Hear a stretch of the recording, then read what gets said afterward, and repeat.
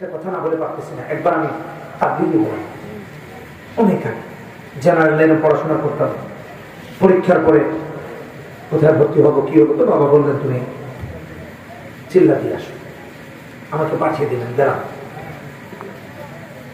আমার যে যিনি আমির ছিলেন হাটহাজারী মাদ্রাসার ফারে আমির সাহেব, বাবা আমির সাহেবকে বোঝাইয়া দিলেন ছেলেটা আমার ছোট মানুষ, একটু দেখা রাখবেন। নিজে নিজে তো তখন কিছুই করতে পারতাম না, কাপড় চোপড় কেউ ধরবে। আমাদের তাবলীগের জায়গা নির্ধারণ হলো যশোর লেবুতলা ইউনিয়ন, নাম আমার এখনো মনে আছে, অনেক আগের কথা, প্রায় 20 বছর আগে। ওখানে পাঠানো হলো। আমাদের জামাতে একজন চাচা ছিলেন রইস উদ্দিন, মুরব্বী, দাঁত অনেকগুলো পড়ে গেছে, বয়সের ভারে বুজুর্গ হয়ে গেছেন, সোজা হয়ে হাঁটতে পারেন, অনেক টাকা পয়সার মালিক, অনেক সম্পত্তির মালিক, গ্রামের মানুষ, কিন্তু জায়গা জমি অনেক। 40 দিন হয়ে গেছে, ও যে কথা বলেনি আমি সাহেবের কাছে গেছেন, গিয়ে বলতেছেন যে আমার কোরআনটা সহি করার জন্য আমি আসছি। যে যেভাবে খেদমত করতেছে, উনি কোরআন শিখতে আসছেন জামাত। আমি সাহেবের মাথায় যেহেতু আমার কথা আছে, আমি মাদ্রাসায় পড়ি, আমি সব বলে দিলেন আমাদের মাদ্রাসায় একজন, আমাদের জামাতে একজন মাদ্রাসার ছেলে আছে, তার কাছে গিয়ে ওই যে রাখি চাচা আমার কাছে গিয়ে বলতেছেন, বাবা তুমি আমার শুধু কোরআনটা শিখাবা, আমি তোমার সব কাজ করে দিব। আপনি দেখবেন তাবলীগের কাজগুলো সুবিন্যস্ত থাকে, বাথরুম পরিষ্কার করা একটা ডিউটি, গাছের ডিউটি, তালিমের ডিউটি, এলানের ডিউটি, আবার প্রতিদিন যে রান্না করা হয় তারও আলাদা ডিউটি থাকে, আবার বাজার করারও ডিউটি থাকে, আবার মসজিদ গ্রামগঞ্জ বাথরুম পরিষ্কার করা, মসজিদ এর দায়িত্ব বর্ধন করা। তো চাচা কি আমার বলতেছে তোমার সব কাজ আমি করবো, তোমার কিচ্ছু করা লাগবে না, তুমি শুধু আমার বস করা। আমি যে কথা বুঝাইতে চাচ্ছি, একটা সময় লাইফের এমন আসে যখন চাইলেও আর পাওয়া যায়। 40 দিন ওনাকে সূরা ফাতিহা পড়ানোর চেষ্টা করছি, বিশ্বাস করেন শহীদ দূরের কথা, ইহদিনাস সিরাতাল মুস্তাকিমে গিয়ে কাজ লাগায়। কারণ এরপর আরেকটা সিরাত আছে, সিরাতাল লাযিনা আনআমতা আলাইহিম। এই দুইটারে পেস কুস লাগায়া সূরা ফাতিহা আহত।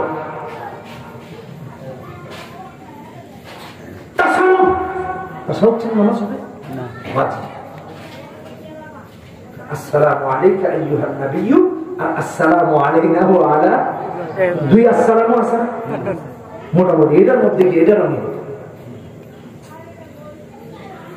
দুরূদ ইব্রাহিম, আল্লাহুম্মা সাল্লি আলা মুহাম্মাদ আল্লাহুম্মা বারিক আলা মুহাম্মাদ কামা সাল্লাইতা কামা বারাকতা, পেস কুস লাগায় এটারে খিচুড়ি পড়া। 40 দিনে বিশুদ্ধ হয় নাই, মুখস্থ হয় না, খালি হাসতেন, খালি হাসতেন। চাচা হয় না, এটা সত্যি চাচা হয় না, এটা সত্যি চাচা, খালি হাসতেন। আমি ভাবতাম আহারে লোকটা কত সহজ সরল, কিন্তু বিশ্বাস করে 40 দিন যখন শেষ হয়ে গেল, আমি চলে আসবো, আমার তো শেষ, আমি চলে আমার জড়িয়ে ধরে কান্নাকাটি শুরু করছে, অযোধ্যায় কাঁদতেছে, বলতেছে রাফি আমার কি কোন নামাজ কবুল হবে না, আমার তো তাসাউদটা সহি হলো না, আমার তো সূরা ফাতিহা সহি হলো না। বলে শোনো, আমার অনেক সম্পত্তি সারা জিন্দেগি শুধু কামাইছি, আমার ছেলে মেয়েগুলো দিন সেখানে, আমার যদি আমি মরে যাই আমার একটা টাকাও তো আমার খবরে যাবে না। কি করলাম সারা জিন্দেগি, গোয়াল বাছুর নিয়ে ফজরের আগেই বের হয়ে যাবে, ক্ষেত খামারে চলে যেত, আমার শাক ক্ষেত ঠিক করা লাগবে, আমার ধান ক্ষেত ঠিক করা লাগবে, আমার অমুক ক্ষেত দেখতে হবে, অমুক জায়গায় অমুক কাজ করতেছে, এই কাজেই ব্যস্ত ছিল, নামাজও ঠিক মতো পড়িনি। বলতেছে আমি বাড়িতে যাব, আমার বাড়ি যাওয়া শেষ। আলেমদের জবান থেকে শুনেছি যে আল্লাহ দিন শেখার জন্য বের হয়, ইলম হাসিল করার জন্য বের হয়, যতক্ষণ না সে ফিরে আসে ততক্ষণ আল্লাহ রাস্তায়। আমার এই কথা শুধু ওনারা না, আর আলেমদের না, এটা রাসূলুল্লাহ সাল্লাল্লাহু আলাইহি ওয়াসাল্লামের হাদিস, তিরমিজির হাদিস, মান খারাজা ফি তালাবিল ইলমি ফাহুয়া ফি সাবিলিল্লাহ হাত্তা ইয়ারজা। যে আলেম শিখতে বের হয়, যতক্ষণ না ফিরে আসে ততক্ষণ আল্লাহর রাস্তায় থাকে। সুবহানাল্লাহ। এজন্য ইলম শিখি, দ্বীন শিখি, কোরআন শিখি, ইসলাম শিখি। ঘুম না আসলে দেখবেন হাঁটাহাঁটি করে, পানি খায়, এটা করে সেটা করে, ডান কাত হয় বাম কাত হয়, অশান্তি না? আল্লাহ ওদেরকে অশান্ত করে দিয়েছে। 3 জনের হৃদয়ে অশান্তির বীজ বপন করে দিয়েছে। যা ঘুমাতে পারবি না, আমার কারণ না শোনা পর্যন্ত তোদের ঘুম নেই। আবু জাহেল দেখে ঘুম আসে, আবু সুফিয়ান দেখেন ঘুম আসে, আখনাস দেখে ঘুম আসে না। কি করবে? মন বলছে মুহাম্মদ সাল্লাল্লাহু আলাইহি ওয়াসাল্লাম থেকে কোরআন শুনে আয়। কিন্তু যাবে কেমনে? ওয়াদাবদ্ধ হয়েছে যে আজকে থেকে যাবে। আবু জাহেল চিন্তা করলো আজকে তো আবু সুফিয়ান আখনাস আসবে, কারণ ওয়াদা হয়েছে। আমি একা একা গিয়ে একটু শুনে আসি। আল্লাহ একই ইচ্ছা আবু জাহেলকেও দিলেন, একই ইচ্ছা আখনাসকে দিলেন, একই ইচ্ছা আবু সুফিয়ানকে দিলেন। এ ভাবলো ওই দুজন যাবে না, ও ভাবলো এই দুজন যাবে না, এ ভাবলো এই দুজন যাবে না, তাহলে আমি গিয়ে একটু শুনে আসি। প্রত্যেকে এই চিন্তা করে করে দুজনকে মাইনাস করে সেই গিয়ে আসে, সেই 3 জনই আসে। ভাবলো আজকে বেশি রাত করা যাবে, তাড়াতাড়ি ফিরতে হবে। বেশি রাত করা যাবে না, সকাল হলে তো আজকে আর জনগণ ধরবে তোমার একটা মানে যে কোরআন বলে বেড়াও আর রাত করে নবীজির বাড়িতে এসে কোরআন, তো তোমরা তো বন্ধ না।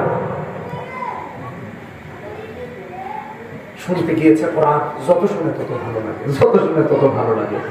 আবার ভোর করে গেছে, সকাল হয়ে গেছে, ফেরার সময় আবার দেখ বলে ভাই আজকে হয়তো তুমিও তো এখানে একজন আরেকজন সবাই এই সিদ্ধান্তে গেল যে দেখো আজকেও আমরা আসলাম, কেউ আমাদের কর্মী থাকবে না, লাখ মানা তজ্জা হবনের ঘোষণা করার মতো কেউ খুঁজে পাওয়া যাবে না। আবু জাহেল বলে আমি ভেবেছিলাম তুমি আবু সুফিয়ান আর আখনাস আসবে না, আমি একা আসবো। আবু সুফিয়ান আমিও তো এটা ভাবছিলাম, কিন্তু তুমিও তো আসছো। একজন আরেকজনের সাথে আজকে আবার ওয়াদাবদ্ধ হয়, কই কাল থেকে আড়াই শুনি না। আমার আল্লাহ কই যে কোরআন শোনার জন্য তোদেরকে পাগল বানিয়ে দিলাম, এই কোরআন কালকে না শুনলেও তোদের ঘুম আসবে না। পরপর 3 রাতে এসেছে, পরের রাতেও ধরা গেছে। 3 জন মিলে বলতেছে দেখো আমরা এত আদাবদ্ধ হই, কোন জিনিস আমাদেরকে মুহাম্মদ সাল্লাল্লাহু আলাইহি ওয়াসাল্লামের কোরআন শুনতে নিয়ে আসে, কেমনে আসি? আমরা আমাদের ওয়াদার মধ্যে থাকতে পারতেছি না, কমিটমেন্ট ভঙ্গ করতেছি। এবার একজনকে বলে দেখো আমরা মুহাম্মদুর রাসূলুল্লাহ সাল্লাল্লাহু আলাইহি ওয়াসাল্লামকে কেউ বলি পাগল, কেউ বলি জাদুঘর, কেউ বলি কবি, কেউ বলি অন্য কিছু, বিভ্রান্ত বিপদগামী। বিশ্বাস করো মুহাম্মদুর রাসূলুল্লাহ যদি নবী না হতেন আর কোরআন যদি আল্লাহর কালাম না হতো, এত ভালো লাগা কাজ করতো না। নিঃসন্দেহে এটা কার কালাম? আল্লাহর কালাম নিয়ে আমরা কত ষড়যন্ত্রে লিপ্ত ভাইরা আমার। আরে গত রমাদান না বলে পারতেছি না, গত রমাদান ঢাকা বিশ্ববিদ্যালয়ে কোরআনের প্রোগ্রামের অ্যারেঞ্জ করা হয়েছে, আক্রমণ করে কারি সাহেবকে রক্তাক্ত করা হলো। কারা করেছে? মুসলমানের বাচ্চা এখানে ছিল না? সমস্যাটা কোথায়? কোরআনের বীজ তার অন্তরে বপন করা হয় না। সন্তানকে দিন শেখা, তাহলে ছেলেটা বড় হয় নাস্তিক হবে না, ছেলেটা বড় হয় মুরতাদ হবে না। আপনার আমার সন্তান নাই ভবিষ্যতের মন্ত্রী হবে, সচিব হবে, এমপি হবে, রাষ্ট্রপ্রধান হবে, রাষ্ট্রপতি হবে। যদি তার পরিবার মধ্যে কোরআনের মহব্বত না ঢোকানো যায় তাহলে ইসলামের বিরোধিতা করবে। আর যদি ইসলামের বীজ বপন করে দেওয়া যায়, রাষ্ট্রের রাষ্ট্রপ্রধান হয়েও ইসলাম বিরোধী কোনো আইন করবে না। নয়তো আপনার আমার কবরের মধ্যে আজাদি যাবে। এই জন্য ছেলে মেয়েকে দিন শিখায়, খুব কথা স্পষ্ট ভালো করে শোনা। এই জন্য দিন শিখায়। রাসূলুল্লাহ সাল্লাল্লাহু আলাইহি ওয়াসাল্লামের হাদিস 1432 নম্বর হাদিস, তিরমিজির হাদিস, ইযা মাতাল ইনসান ইনকাতা আনহু আমালু ইল্লা বিসালাতিন। মানুষ যখন মারা যায় আমলের সব দরজা বন্ধ হয়ে যায়। ভালো করে বুঝেন, 3টা দরজা খোলা থাকে। কয়টা? 3টা। আচ্ছা ভাই, মনোযোগ দিয়েছেন তো? আমরা সবাই জানি বাবা মা যে ছেলে সন্তান মেয়ে সন্তানের জন্য দোয়া করে বাবা মার দোয়া কবুল হয়, কিন্তু এটা শুনেছেন যে সন্তান দোয়া করলে এটা প্রসিদ্ধ, এটা সবাই জানে। অথচ বন্ধুরা নবীজির হাদিসে বলেন মানুষ যখন মারা যায় আমলের সব দরজা বন্ধ হয়ে যায়, তিনটা দরজা খোলা থাকে। 1 নাম্বার সদকায়ে জারিয়া, 2 নাম্বার হলো উপকারী আলিম, আর 3 নাম্বার হলো নেককার সন্তান। যেই মানুষগুলো নেককার সন্তান রেখে যায়, বাবা মার মৃত্যুর পর যখন নেককার সন্তান বাবা মার জন্য হাত তুলে দোয়া করে রব্বিরহামহুমা কামা রাব্বায়ানি সগীরা, আমি বুঝার জন্য বললাম, যখন মা বাবার জন্য দোয়া করে আল্লাহ রাব্বুল আলামিন এই দোয়াটাও তাদের আরওয়াহে পৌঁছায় দেন। সুবহানাল্লাহ। মা বাবার জিন্দেগির গুনাহ মাফ করে দেন। তো মাথায় রেখে কথা বলে, এখন আপনি চিন্তা করেন আপনার কবরের জন্য কি রেখে যাবেন, ভালো জিনিস না খারাপ জিনিস? মাঝে মাঝে কোনো স্থানে গিয়ে একটু দেখা সাক্ষাৎ করে এসে অন্ধকার করবো, হাহাকার, আমরা কেউ শুনতে পাই না, আমরা ছাড়া সবাই শুনতে পাই। সাপ বিচ্ছু ঘর, অন্ধকার ঘর, পোকামাকড়ের ঘর, কেউ না। ছেলেমেয়েরা আরাম আসি জিন্দগি করছে, বাবা মা ওদের হারাম সম্পত্তি রেখে গিয়েছে, ছেলে মেয়ে আবার হারাম সম্পত্তিকে হারাম কাজে ব্যয় করছে, জাহান্নাম তার জন্য অবধারিত হচ্ছে। চিন্তা করি বাঁচবো কেন? আল্লাহর কাছে কোন হিসাবে আপনি আর আমি গিয়ে থাকবো? চেহারাটা কেমন দেখাবো? সম্ভবত গাড়িটা পার হবে, আপনারা পার করে দেন, হ্যাঁ কি বুঝতেছি না, একটু সাইড দিয়ে দেন, গাড়িটা পার হয়ে যাবে রাস্তা। হ্যাঁ হ্যাঁ, আরেকটু সবাই উঠে উঠে একটু সাইড, এদিকে এদিকে জায়গা আছে, একটু প্লিজ দয়া করে এইদিকে চলে আসে, এইদিকে চলে আসে, একটু ভাইকে জায়গা করে দেন। তাহলে এই জন্য সন্তানকে দিনদার বানাই, এই জন্য সন্তানকে দিন শিক্ষা দিই, কোরআন শিক্ষা দিই, আল্লাহর সাথে পরিচয় করিয়ে দিই। আমার নয়তোবা হাসরের মাঠে কি নিয়ে আল্লাহর কাছে দাঁড়াবো, এই ভয়টাকে একটু মনের মাঝে রাখি। এই জন্য কোরআন ছাড়া বিকল্প কোনো পথ আপনার আমার চলা হাজি সাহেব হজ করবে গিয়েছে, মানুষকে সন্তুষ্ট করতে গিয়েছে। কারে সন্তুষ্ট করতে গিয়েছে? মানুষ। নামের আগে আলহাজ লাগবে তাই গিয়েছে, নামের আগে আলহাজ লাগানোর জন্য গিয়েছে, আল্লাহকে সন্তুষ্ট করার জন্য যায়। তাহলে কেমন হজ কবুল হবে? একটু চিন্তা ভাবনা করে দেখেন তো। হাজি হওয়ার জন্য গিয়েছে, আল্লাহ সন্তুষ্টির জন্য যায়। দিন না জানলে, ইসলাম না জানলে এই সমস্ত আপনি বিপদের সম্মুখীন হবেন, নানান বিপদের সম্মুখীন হবেন। এই জন্য কোরআন আর সুন্নাহ হলো আলো, যে আলো আপনাকে আমাকে সঠিক পথ নির্দেশনা দিয়ে আল্লাহ জান্নাত পৌঁছাতে পারে। মাদ্রাসাগুলোর অভিভাবক, এতিম বাচ্চাদের অভিভাবক, ইলম শিক্ষা করা ফরজ। কি ভাই? ফরজ। একটু মাথায় রাখি।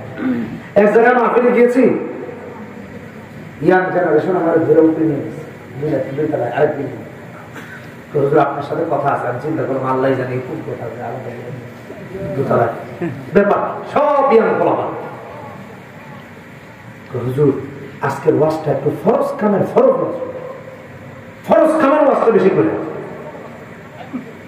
চিন্তা করলাম এটা গোসলের ফরজ না, নামাজের ফরজ, অন্য কোনো ফরজ আল্লাহ গোসলের ফরজ বুঝলেন না? বিয়া বিয়া বুঝছে, যুবকগুলা বুঝছে, এরা কয় বিয়া। আরেকটা পূজা দিতেছে, তোর আব্বা আছে এখানে, বুঝলেন না? ওইদিকে দেখলে তো অসুবিধা, সরম পাই। একটা আরেকটাই পোতা মারতেছে, তোর ওয়াজটাই বুঝুক করতেছে, প্রশ্ন কমন করছে। আমি জিজ্ঞেস করলাম কে বিয়া শাদী করায় না? দেখেন সে জেনেছে বিয়া করা কি ফরজ। আচ্ছা ভাই আমার বিয়ে করা কি ফরজ? না কেউ করবো যার দরকার করবো,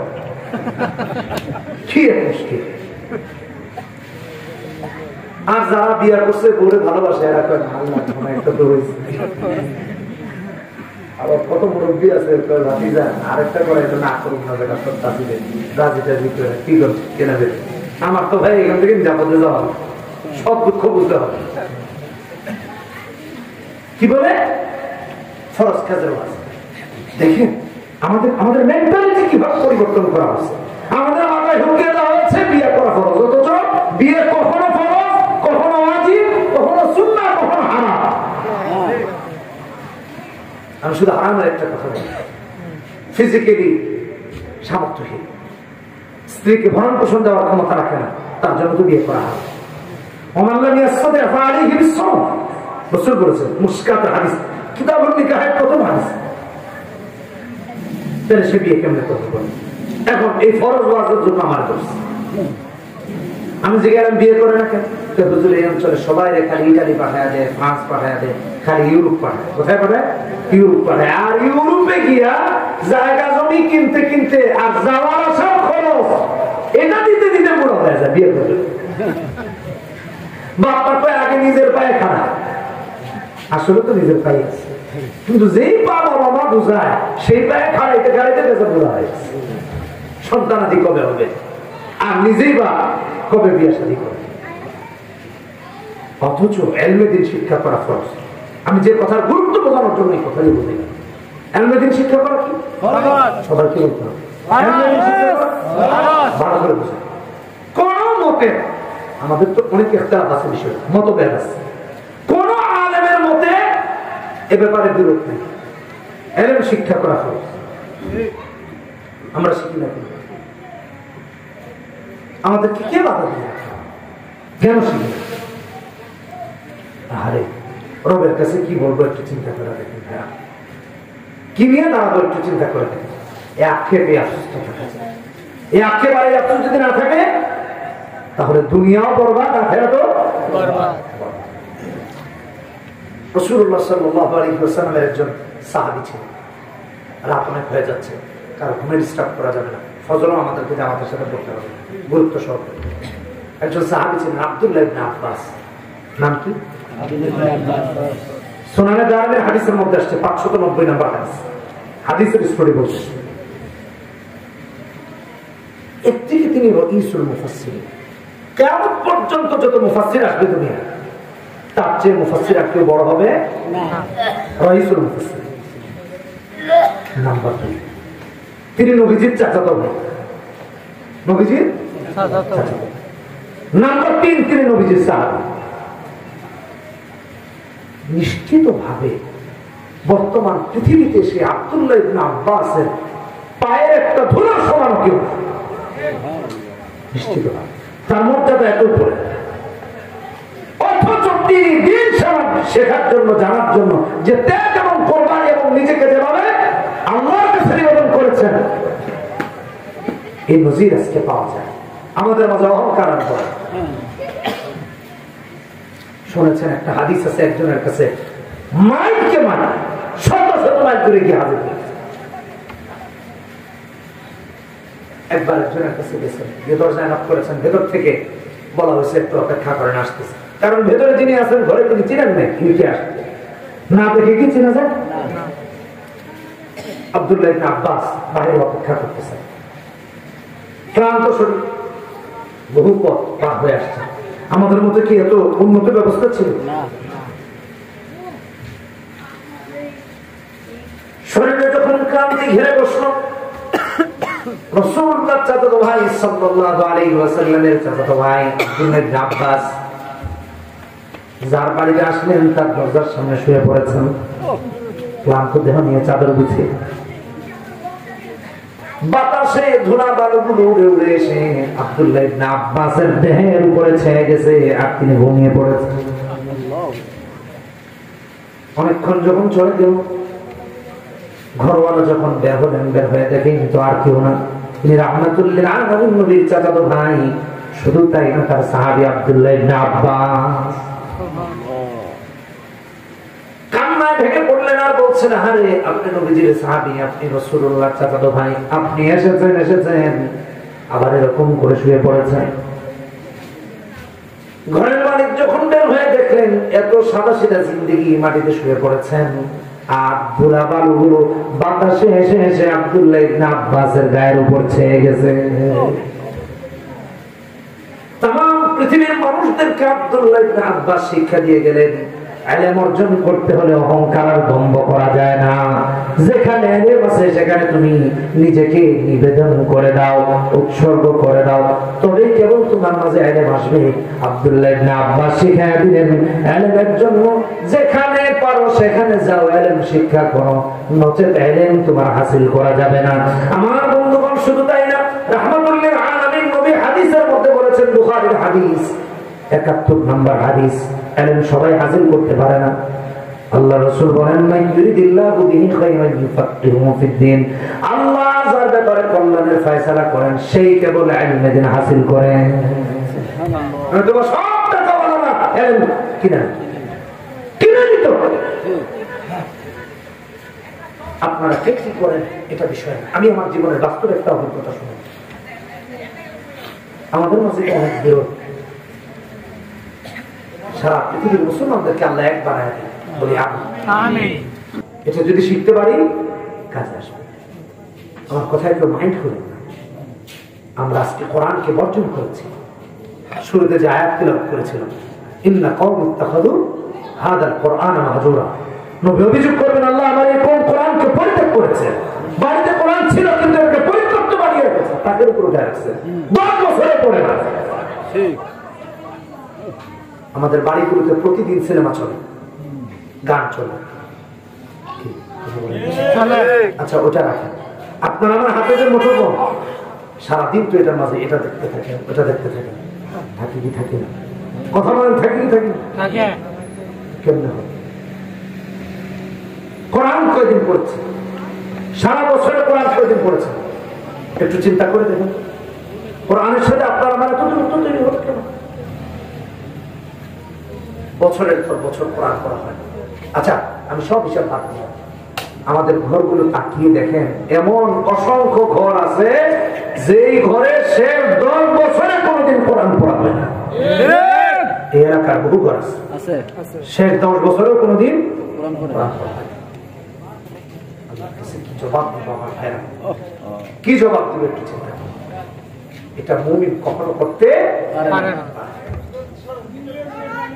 সবাই একটু রাস্তা করে দেন না, এত বড় গাড়িটা দেখতেছেন না, সুন্দর করে রাস্তা করে দেন। ভাইদের চলায় যেন কোনো ক্ষতি না হয়, কষ্ট না হয়, এটা ঠিক না। কথা বুঝতে পেরেছেন? সবাই জায়গা করে দেন, ওনাদের যেতে যেন কোনো কষ্ট না হয়, সবাই জায়গা করে দেন। তাহলে যে কথা বলতেছিলাম, ইন্না কওমি ইত্তাখাযু হাদাল কোরআনা, আমার ভাই, আমি লন্ডনে দেখেছি, ভালো করে শুনেন, লন্ডনে দেখেছি, এক বাড়িতে গিয়েছি, পুরো বাড়িতে সাউন্ড সিস্টেম। এই যে গাড়ি যাচ্ছে, আমরা অনেক গাড়িতে সাউন্ড সিস্টেম লাগাই, কেন? গান শোনার জন্য, কেউ কোরআন শোনার জন্য লাগে, যার যেমন উদ্দেশ্য। সেই ভদ্রলোকটার পুরো বাড়িতে সাউন্ড সিস্টেম করেছে, লন্ডনের মতো যায়। বলে কেন? তো বলতেছে, হুজুর, রাত যখন হয় আমি আমার বাচ্চাদেরকে ফোন চালাইতে দিই না, টিভি দেখতে দিই না, সব ক্লোজড। কোরআন কারীমের তিলাওয়াত ছেড়ে দেই, যে কোরআন শুনতে শুনতে ঘুমাই। আর আমাদের দেশে আমরা যত অশ্লীলতা আছে এগুলো ছেড়ে দিই।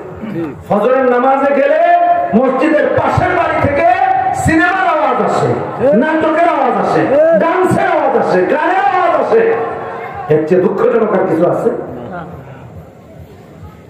একটা অমুসলিম প্রধান দেশে একজন স্বচ্ছ মুসলিম কোন ব্যবস্থাপনা করে, আর আমরা কি করতেছি?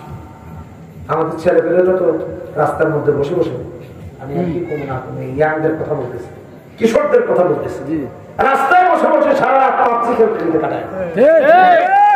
নতুন নেশা বেড়েছে, পাবজি খেলে, ফ্রি ফায়ার খেলে, অনলাইন গেমস খেলে, দাবা খেলে, গ্রাম বোর্ড খেলে, অনলাইন সারা রাত পার করে দিচ্ছে। ফেসবুকে চ্যাট করতে করতে সারা রাত পার করে দিচ্ছে, ফেসবুকে স্ক্রল করতে করতে সারা রাত পার করে দিচ্ছে। ইবাদতের প্রতি মনোযোগী না। আল্লাহ তাআলা আমাদেরকে ওখান থেকে বেঁচে থাকার তৌফিক দান করুন। আমিন। ইবাদতের প্রতি মনোযোগী হওয়ার তৌফিক দান করুন। আমিন। দ্বীনের সাথে সম্পৃক্ত থাকার তৌফিক দান করুন। আমিন। ভাইরা, নিজেরা কোরআন শিখব তো ইনশাআল্লাহ, ইনশাআল্লাহ। সন্তানকে শেখাবো তো ইনশাআল্লাহ, ইনশাআল্লাহ। আল্লাহ তাআলা সেদিন বিচারের দিনে বিচার থেকে আমাদেরকে যেন হেফাজত করেন। আমিন। আজকের এই কথাটা যদি আমরা মানতে পারি, তাহলে হয়তো আল্লাহ সেদিন আমাদেরকে অপমানিত করবেন না। আল্লাহ আমাদের সবাইকে তৌফিক দান করুন। সুবহানাল্লাহি ওয়া বিহামদিহি, সুবহানাকাল্লাহুম্মা ওয়া বিহামদিকা, আশহাদু আল্লা ইলাহা ইল্লা আনতা, আস্তাগফিরুকা ওয়া আতুবু ইলাইক।